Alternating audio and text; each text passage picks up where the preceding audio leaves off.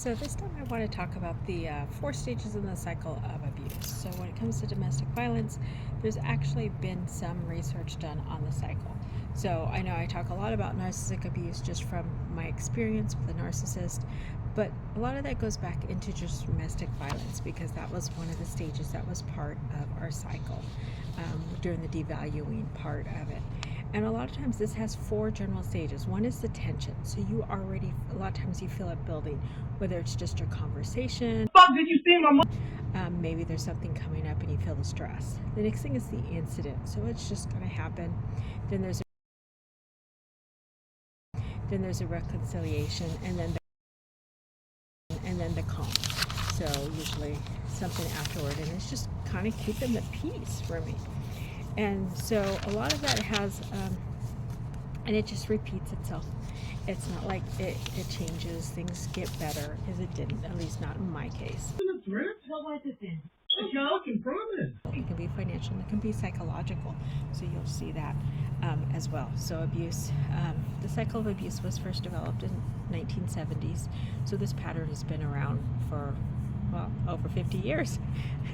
So I just want to make sure that you guys understand that this has been a pattern that's been watched for a long time.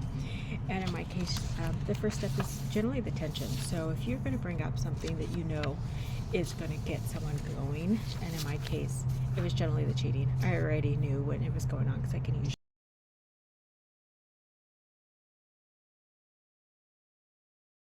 usually tell just by his behaviors. And I was like, hey, what's going on? How are you feeling? What? All of a sudden it was attack. Like, the tension is up. And I'm just asking, like, are you on a bad day? Are you mad at me? Did I do something wrong? Like, what's going on? Why are you being this way? And that usually developed the tension. Do it again. Fuck with me, I'll fuck with you even worse. Tension.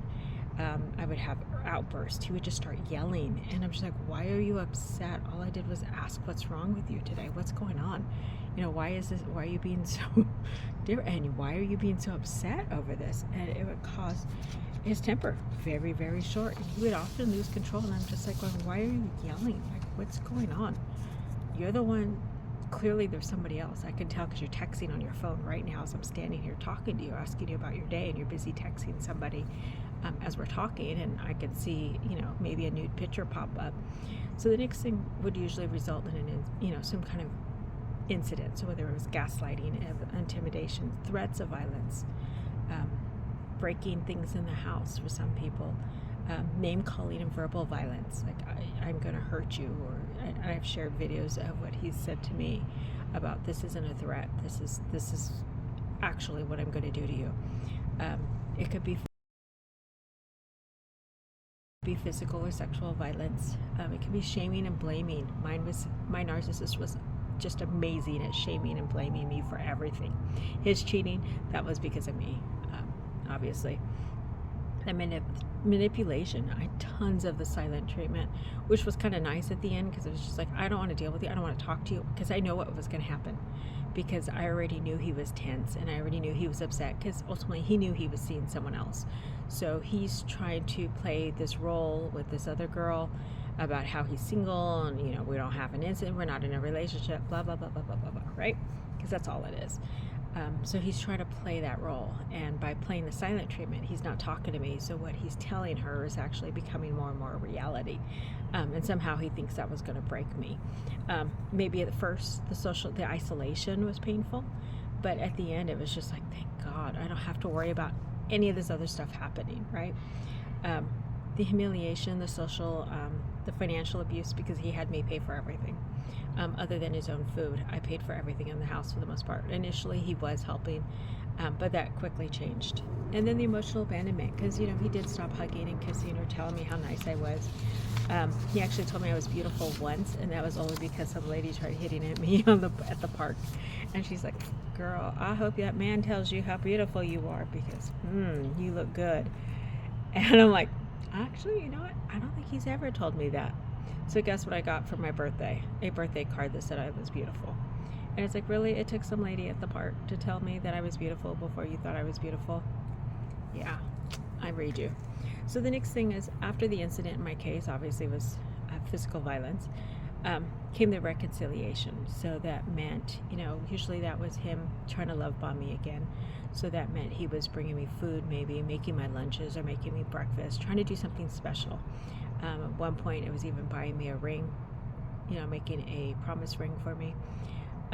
For Christmas, as weird as it sounds, he got me a heart pendant, trying to, I guess, declare his love, even though he was sleeping with someone else. I'm still baffled on that one. But this is usually when they try to reconcile, because they know ultimately you have your boundaries and your borders, and they've crossed them. And if they don't do something, they're going to have to find a new situation. Shit. So, this dumbass bitch stopped her Relationship, right? So this is the phase where they're generally trying to, maybe have some remorse and may repent. Some may not. But once you get to that point, then it's calm until you bring up a next situation, or you ask the next question, or it's like, and it could be simple, just like, hey, we're out of milk. Well, I don't get paid till Friday. Okay, well, I don't like milk anyway, so I don't care. I'm lactose intolerant. Like, it's not that big of a deal. But this is a cycle, and the cycle will continue. And I dealt with it. He was great at victim blaming, no matter what. Even the cheating was my fault because I was unfixable, but he couldn't tell me what was broken. So it doesn't stop, and it just repeats. And what they did find in their research is that it will increase in frequency over time as they become more and more comfortable and more tolerant. So if they see you're tolerating it and allowing them or making excuses for their bad behavior, they will continue the bad behavior. So keep that in mind, because I think it's very, very important that you understand that there are ways out. Now, you have to be safe, because the violence can follow you even after you leave. I'm dealing with that now, where he threatened to come and kill me. So very scary, because I don't know if he was serious or not. He told me in one of the videos, which I've already posted, where he straight up said, this isn't a promise. This is not a promise. I will. So it's not going to, stop. That fear will always be with me. But you have to remember, this is still your reality.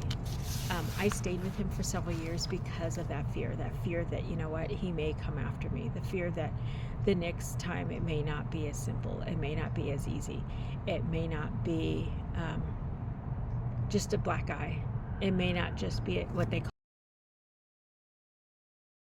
call tiki eye.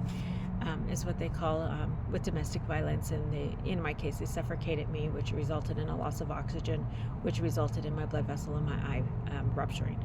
So that's called tiki eye. It's a clear sign of physical abuse.